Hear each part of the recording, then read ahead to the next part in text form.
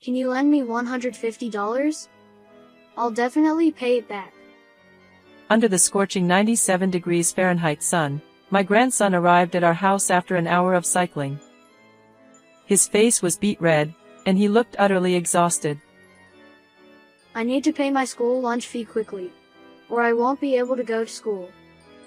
I glanced at my husband, seeking help, and he stood in front of our grandson with a fierce expression. You came to borrow money from us. My name is Sarah, and I'm 67 years old. I live with my husband Kenny, and I retired from work 7 years ago. Our only son, Max, had already grown up and left home, and we were living a somewhat mundane retired life with no particular hobbies. However, 7 years ago, during my retirement, there was one daily joy, the birth of my grandson, Martin. He was incredibly adorable, the apple of my eye. Unfortunately, that happiness lasted only a year. You see, Max's ex-wife, Jessie, was having an affair. And to make matters worse, it turns out that Martin's biological father isn't Max but Jessie's affair partner, the CEO of a major company. Despite the usual tendency for mothers to have custody, Jessie's remarriage to this wealthy man put her in a more advantageous position. To add to the unfortunate timing, Max received an overseas work assignment, leaving me with no choice but to relinquish custody of Martin. And so, separated from our grandson, we lived our days feeling purposeless. But one day, something remarkable happened that jolted us awake. It was a hot July day. My husband and I reminisced about our grandson, Martin. You know, Martin will be starting elementary school this year. Can you imagine how cute he'd look in a little suit? Yeah, I know. But it's no use. Martin is already living with his new family. I understand, but we were supposed to be getting ready for summer vacation by now, so that Martin can come stay with us anytime. As I looked out the window, basking in the sun's warmth, I couldn't help but wish that my grandson could share this moment with me. Just then, the doorbell rang. My husband opened the door, and his eyes widened as he stood there, momentarily speechless. Curious, I followed his gaze and found myself equally stunned. Standing before us was Martin, our long-lost grandson. His resemblance to Max, our son, was uncanny. Despite years of separation, I recognized him instantly. Jessie claimed he was the child of her affair partner, but it seems Martin's true father is Max after all. As I gazed at Martin's face, my grandson opened his small mouth. Grandma, can you lend me $150? I promise I'll pay it back. What do you need it for? And by the way, aren't you Martin? Why are you here? I can't go to school unless I pay for lunch. Please help me, Grandma. Taken aback by the sudden request, I learned that my grandson had ridden his bicycle for an hour in scorching 97 degrees Fahrenheit heat to get here. His face was flushed, and he looked utterly exhausted. We brought Martin inside the house and let him rest before hearing his story. In summary, he had enrolled in a private elementary school 3 months ago. He enjoyed going to school every day, surrounded by new friends. However, one day, Jessie, his mother and my ex-daughter-in-law, received a call from the school. It turned out that she hadn't paid for Martin's school lunches since enrolling.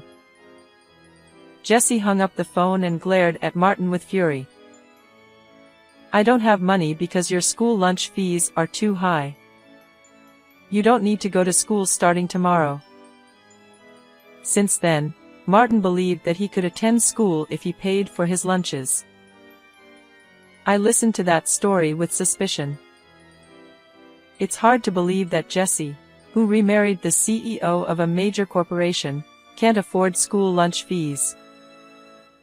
Moreover, legally, Max is Martin's father, so Jesse has been paid child support since our divorce. What's going on?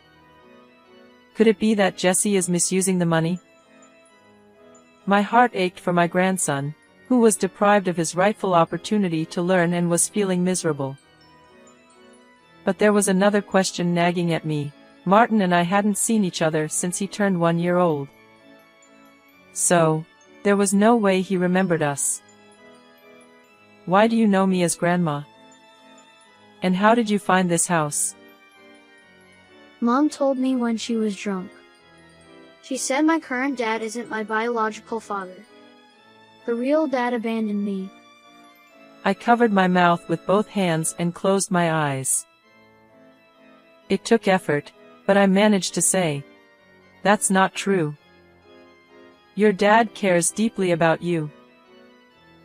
My grandson nodded. Yeah, I know. I found a letter from my real dad in Mom's desk drawer. Can you read letters written by adults? Yes. I can search for difficult words on my smartphone. According to the grandson, the letter included Max's wish to take Martin in and his home address. It seemed that this was in anticipation of Max's overseas assignment ending in a few months. Martin seemed to have been quite hesitant about visiting us. When he thought he might be a bother, tears welled up. Such consideration doesn't quite suit our recently turned 7-year-old Martin. How did he become a child so concerned about others' opinions? It was a dream come true to reunite with our grandson, but I couldn't hold back the sadness when I saw Martin. As I reached for a tissue to wipe away the tears on Martin's cheek, my husband Kenny, who had been quietly listening, approached Martin with an intense expression. Did you come here to borrow money from us? I'm sorry. Maybe I shouldn't have come here after all? Martin's face crumpled and large tears dropped to the floor. Seeing this, I tried to come between my husband and my grandson, but my husband was quicker than that to approach Martin and hug him. If you knew, you should have turned to us sooner. We never forgot you, not even for a moment. He must have been frustrated that his grandson was having a hard time. My husband's voice trembled with tears. Then, when Martin had calmed down a bit, I told him again that it was okay for him to stay and asked him about his life so far. Although my ex-daughter-in-law, Jessie, has not hurt Martin, she is definitely a lousy mother.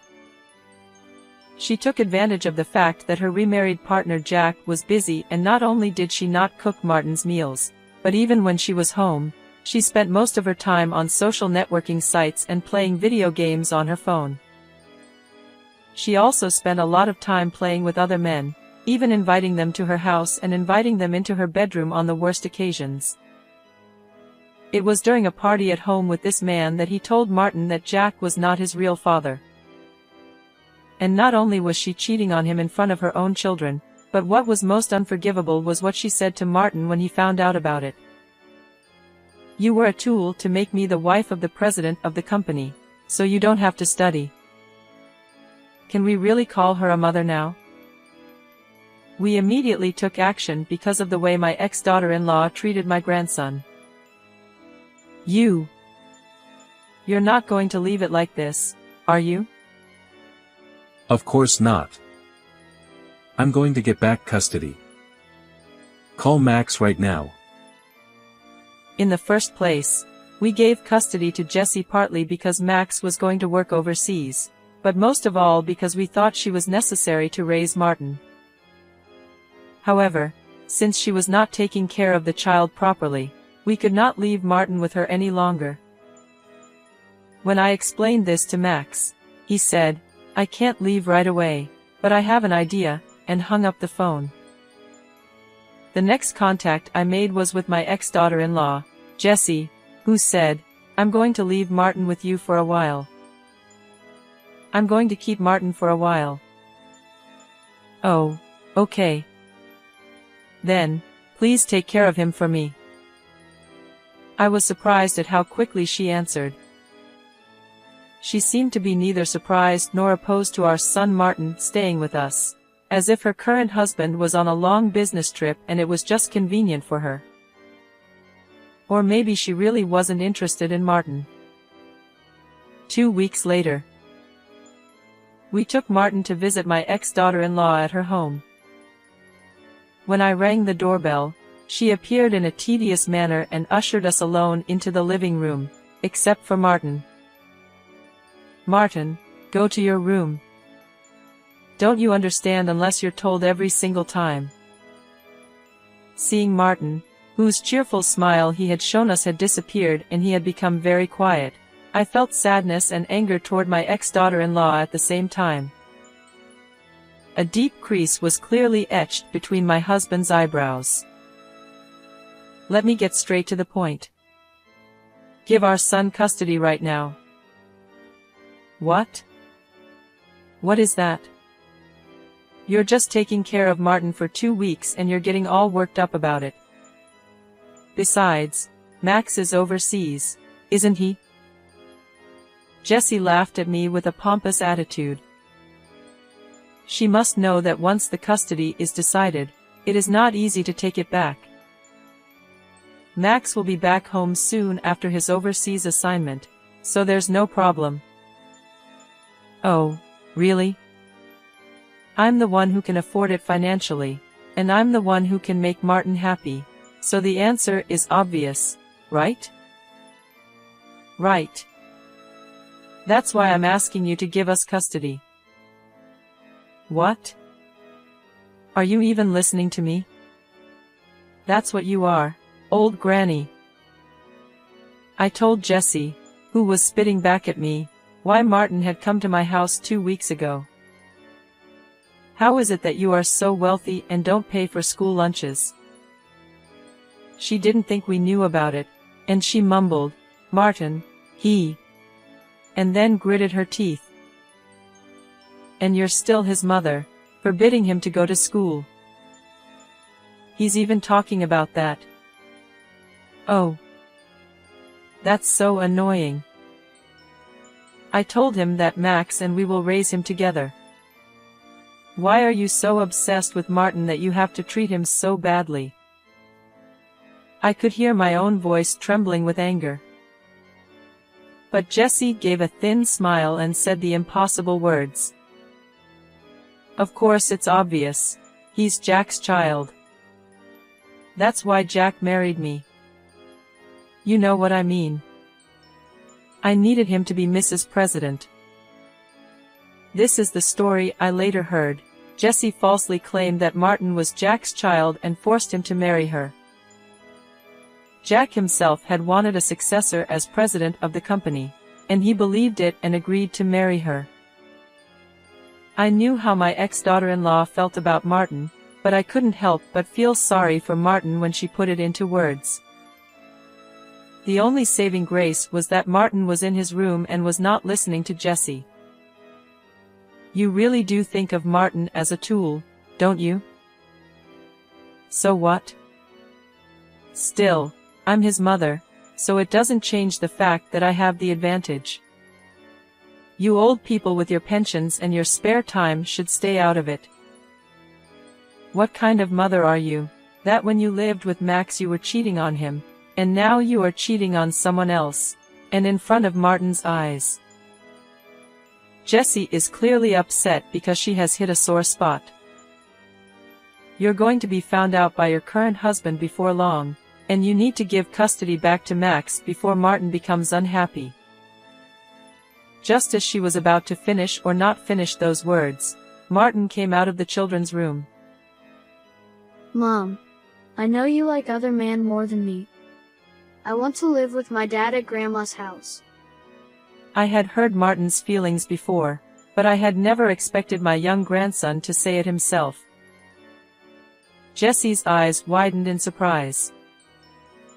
"What are you talking about, forgetting that I gave birth to you? What are you going to do if I get a divorce? If you don't tell them, they won't know, so shut up." As I was getting too much out of line, the front door opened and a certain someone walked in. It was Jesse's second marriage. It was Jack, Jesse's current husband. I guess I wasn't Martin's father. Hey, what are you talking about? There is no way. Martin is definitely your child. Max told me everything. And I got an email with a picture of Max as a child, and he looks exactly like Martin. I'll give custody to Max. My son Max, who said he had his own ideas. He didn't think his ex-wife would be easily convinced, so he reached out to Jack first. Don't be silly. That boy is your successor, remember?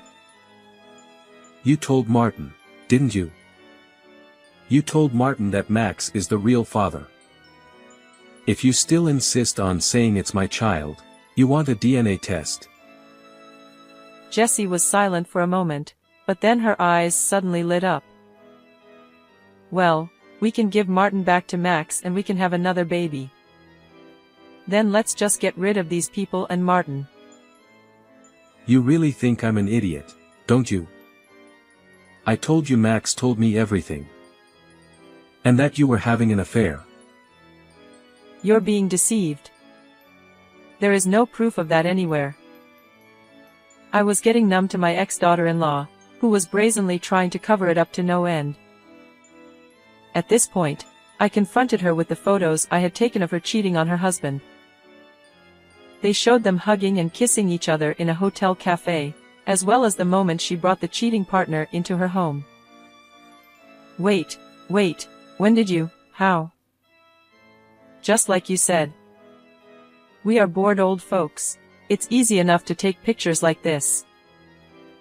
Jessie's face turned red and she took the picture away from me. I couldn't tell if she was embarrassed or angry, but I could tell she was upset. I'm divorcing you. Get the hell out of here. Hey. How am I going to live if you divorce me? I'm not going to live without money.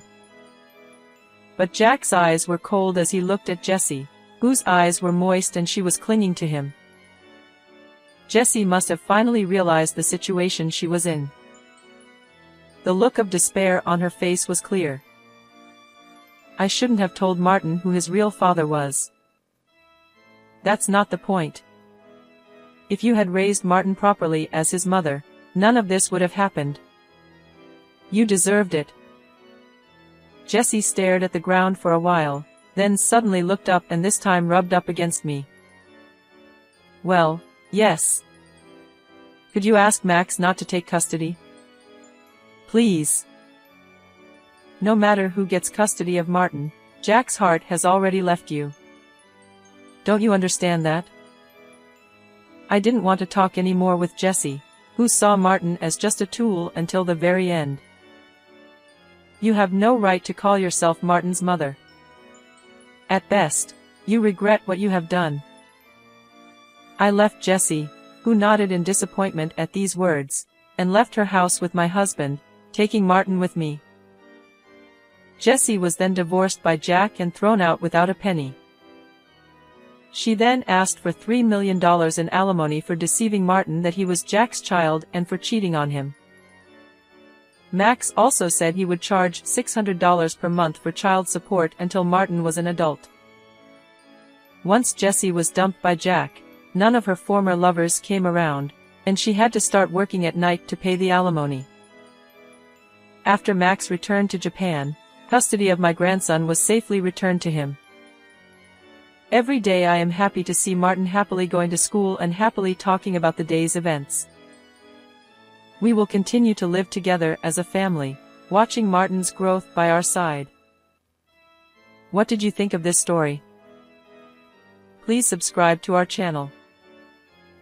See you in the next video.